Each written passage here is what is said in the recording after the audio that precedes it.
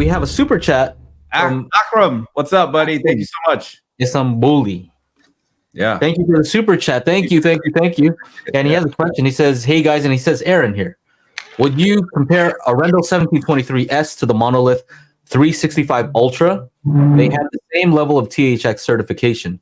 Also, Joe, you never reviewed those particular Monolith speakers, and that's true. I haven't. I think you've reviewed both of those, right? 65 Ultra. I don't.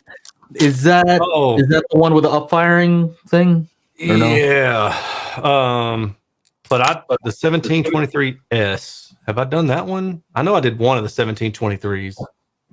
I don't know if I did the S or not. Maybe it was one of the THX ones. I just want to give everybody like a heads up. I'm going to start eating, so this is the show you need. Nah, bro, you can't do that. And then go ahead and skip that. That's not cool, man. Oh my! You might get canceled for eating. You're slow. Oh my god! The Brad Pitt of AV, bitch. I'm trying to see the Monolith 365 Ultra. Yeah, I did review both of those, so I'm kind of looking back through to see if I can refresh myself. It looks like I need to see what I said. Yeah, I mean for sure, dude. I can't remember half of the stuff I've reviewed anymore.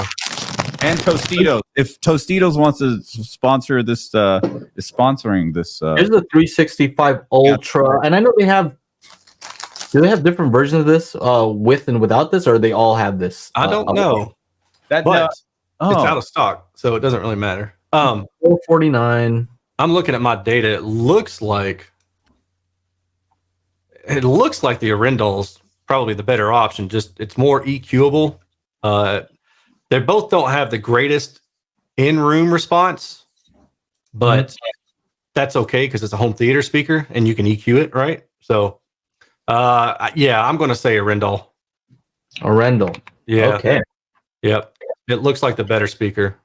The only thing I'm curious about, though, the radiation for the mono price is wider. It looks like it's closer to about maybe 50, 60, 70 degrees, depending on what frequency.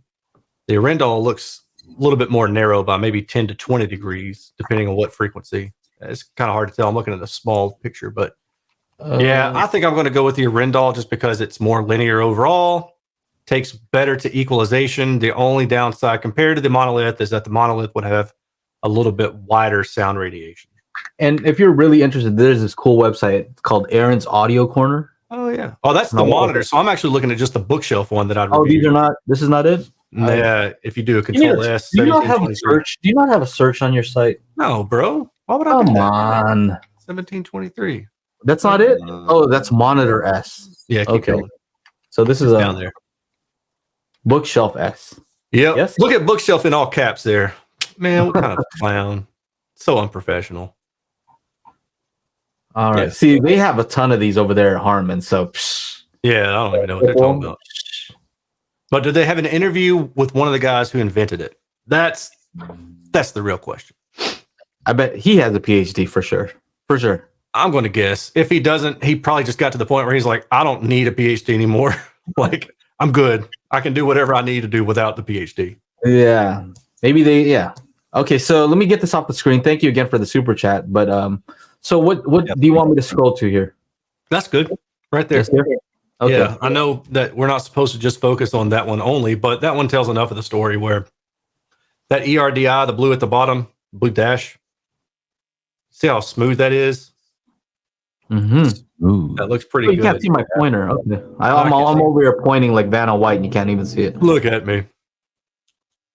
But yeah, it's just a more linear speaker. If you compare the see that kick up though, right in that mid range on the estimated in room. So that's what I heard them being a bit bright, but you can EQ that down easily. You know, just put like a was it a high or a low shelf? I can't remember which one's which, and just shelve that top end down some. Then that would be a high shelf. Yeah. Okay. So. Okay. All right. Oh, so his question. All right, I'll do this one real fast. I guess because it's a 3-way speaker, so it has better radiation. So the thing is, not really. It can be that, but the radiation, if you normalize the Monolith, if you keep going down, This is a little bit rough. The directivity is a little bit rough on that. Yeah. And if you keep going down to the contour plots. Contour plot. Okay, I'm just looking at it real quick. Estimated in room.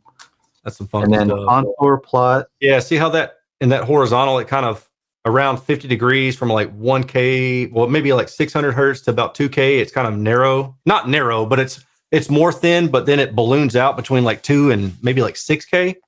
So it's going to get wider. You can't EQ that. So what it's going to sound like is like some images may be a little bit wider in the sound stage than they should be compared to like the mid range. Mid range. So yeah. Oh, that was nice. Yeah, that's another thing too. Vertical, huh? Yeah, so the vertical probably is. You're probably going to have a wider sweet spot, I'm guessing, with the Monolith just because it's a 3-way, but not necessarily.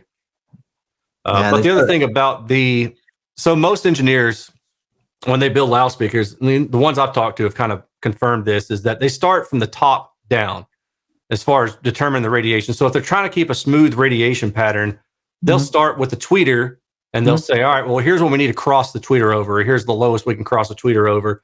And they'll say, all right, well, where can we bring the mid-range in to cross to that?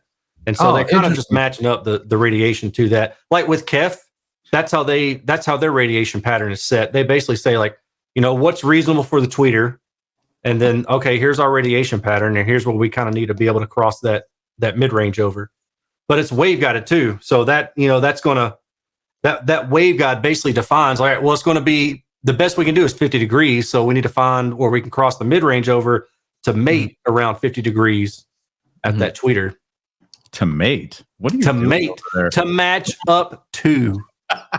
Okay, so yeah, I would definitely say that the directivity on the other one is better. It's better. This is an issue here, right? This is an issue. Yeah. And then, like you were saying, it gets narrow. All right, so I think that gets Aaron's vote. Yeah, that's what I'd if I'm choosing between the two, that's the route that I would recommend to go.